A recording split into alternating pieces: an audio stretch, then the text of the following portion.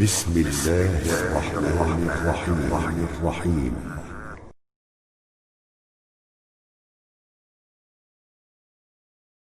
Rizki itu udah dijamin.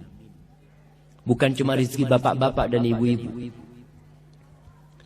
Pernah melihat rayap ibu-ibu? Subhanallah. Tahu-tahu meja di rumah sudah habis dimakan rayap. Memang rizkinya rayap. Nah, Allah mengatakan di dalam surah Hud ayat 6, "Wa ma min dabbatin fil ardi illa 'ala Allahi rizquha wa ya'lamu mustaqarraha wa mustawda'aha kullun fi kitabim mubin." Kata Allah, dan tidak ada suatu binatang yang melata fil ard, di muka bumi ini, kecuali yang menjamin rizkinya itu Allah. Ana sering kasih contoh, ya, dengan binatang-binatang yang di hutan. Itu binatang tidak pernah sekolah, tapi bisa makan. Kalau rizki itu tergantung ilmu, berarti profesor ekonomi itu orang paling kaya.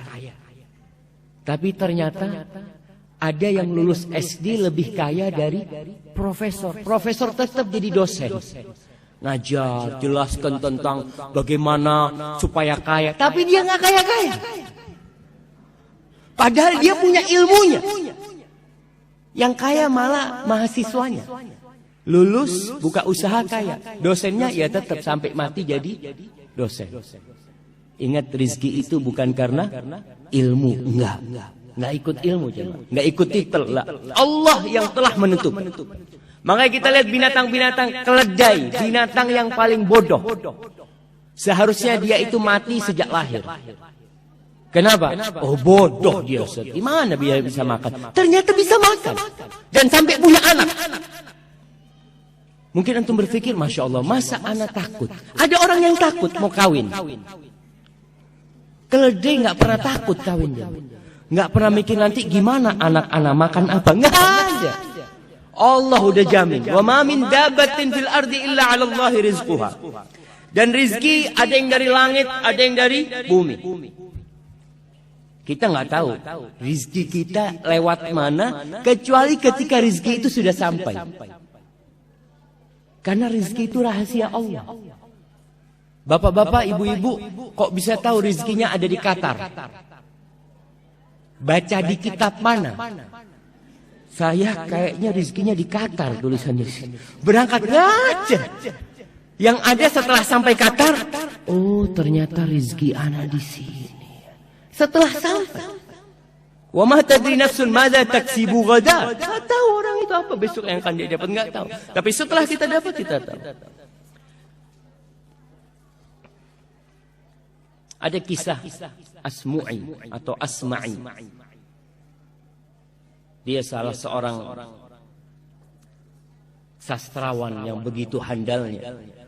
Suatu hari dia keluar dari kampungnya, ketemu sama orang Badui. Ditanya sama orang Badui ini, "Man anta?" Kau siapa? Sambil naik ontanya nih. Asmu'i juga naik onta. Qala min bani Asmu, aku dari Asma. Qala antal Asma'i, engkau Asma'i yang terkenal itu sastrawan. Qala iya, nah. Kau dari mana?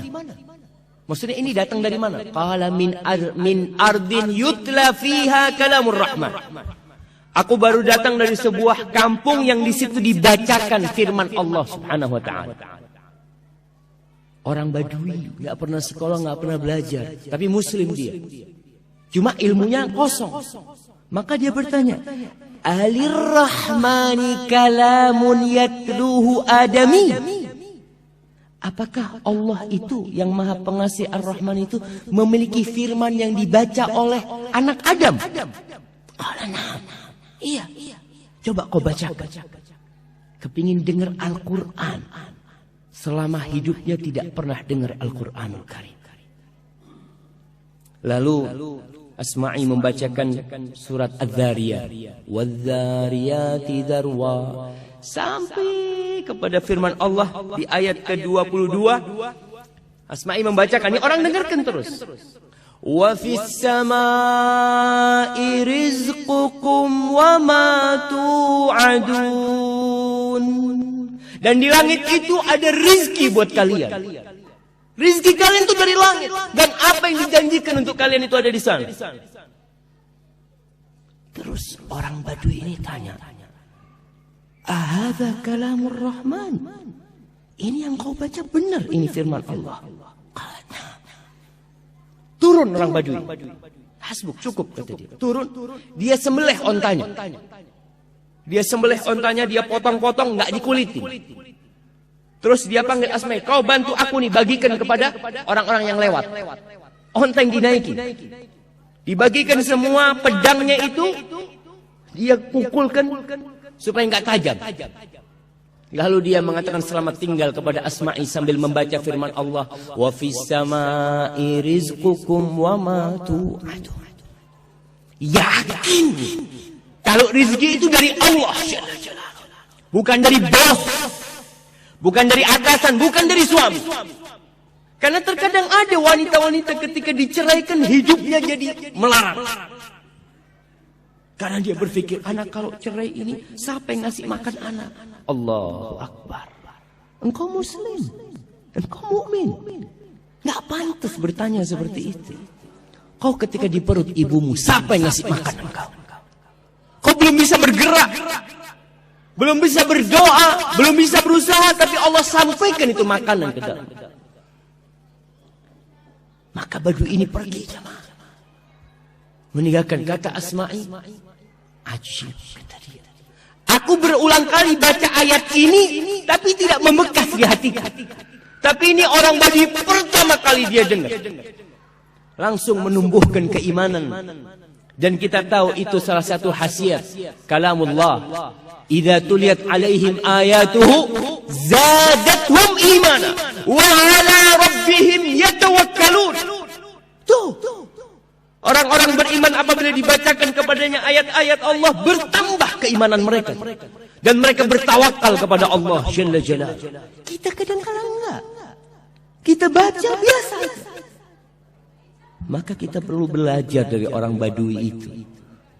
Apa yang menyebabkan keimanan itu bisa tumbuh di dalam hati? Maka para jamaah, rizki ada yang dari langit, ada yang dari bumi. Di surat Al-A'raf ayat 10 Allah mengatakan, walaqad makkannakum fil ardi wa ja'alna lakum fiha ma'aish. Kita telah menempatkan kalian nih, memposisikan kalian di bumi, dan kami menjadikan buat kalian penghidupan di sana, di bumi ini. Dan ingat, rizki itu telah dibagi, nggak akan tertukar. Rizki itu bukan sandal. Kadangkala kita pulang dari masjid sampai rumah, ini sandal siapa yang anak pakai? Kok kayaknya kebesaran? Rizki bukan sandal, sehingga tertukar, nggak ada. Makanya nggak perlu kadang-kala orang punya usaha toko, tokonya sama-sama jualan sandal. Yang satu ketika ngelihat orang datang, ini masuk ke toko yang mana nih? Masuk ke toko sebelah. Allah, seharusnya itu ke sini seharusnya. Bukan. Memang dia ke sana rizkinya dia. Kalau rizkimu dia akan datang ke sana. Kau tutup, diketuk pintunya. Kalau itu rizki, rizki nggak bakal tertukar. Allah mengatakan, nahnu qasamna bainahum ma'isyatahum fil hayatid dunya. Di surat Zukhruf ayat 32. Nih kita kajian udah berapa ayat nih yang kita dengar. Tapi ada bekas enggak di diri kita? Kadang-kala enggak. Maka kalau belum ada bekas, ayatnya ditulis, pulang dibaca. Mungkin penjelasan Ustaz kurang lengkap, kurang sempurna sehingga tidak membekas di dalam jiwa. Maka antum perlu untuk baca lagi. Baca tafsir Ibnu Katsir, baca tafsir At-Tabari. Apa yang mereka katakan tentang ayat yang dibacakan tadi? Kata Allah, kami yang membagi di antara mereka penghidupan mereka. Fil hayat, Allah yang bagi. Para jamaah, kalau pembagian rezeki itu diserahkan ke Bapak Dubes umpamanya, kira-kira antum dapat semua enggak?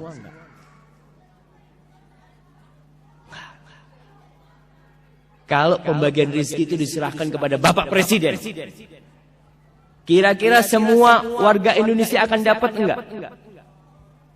Enggak. Antum lihat kadang-kala di kampung itu ada raskin, kalau diserahkan kepada Pak RT yang dapat siapa?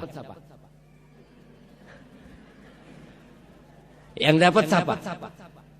Ya udah kerabat-kerabat dia. Karena manusia nggak bisa, Allah yang bagi. Allah, kata Allah, nahnu. Bukan kalian yang bagi. Karena kita itu punya sifat kikir, punya apa, tapi Allah itu karim. Allah Jawad, subhanallah.